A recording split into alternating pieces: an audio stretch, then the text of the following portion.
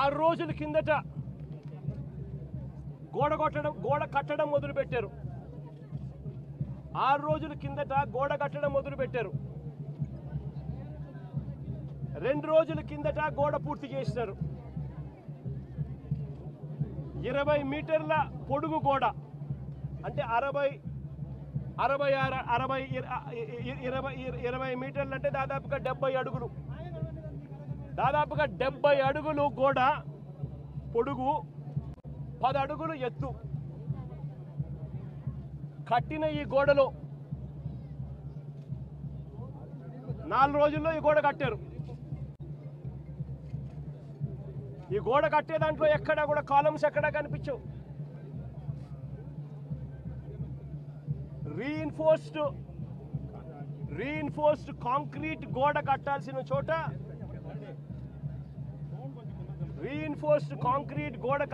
చోట కనీసం ఎటువంటి టెండర్లు కూడా పిలవకుండా మంత్రులు పర్యవేక్షిస్తున్నారని అంటారు. 5 మంది కమిటీ సభ్యులు అంటారు, వస్తారు, పర్యవేక్షించినారు, చూసినారు, గోడ కట్టడానికి పర్మిషన్ ఇచ్చినారు. 6 రోజుల్లో గోడ కట్టారు. టెండర్లు కూడా పిలువకోకుండా కట్టేసేయండి అని చెప్పి కట్టేశారు. నేను అడుగుతా ఉన్నా,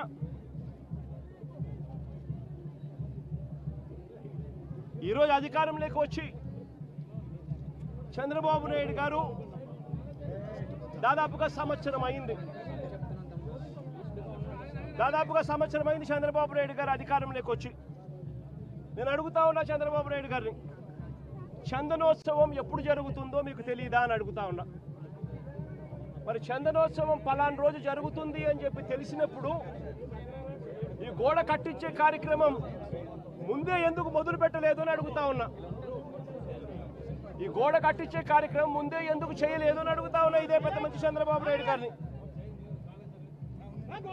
ఇదే చంద్రబాబు నాయుడు గారిని అడుగుతా ఉన్నా. ఈ గోడ నిర్మాణం కేవలం 6 రోజుల కిందట మొదలై 2 రోజుల కిందట పూర్తి చేశారు.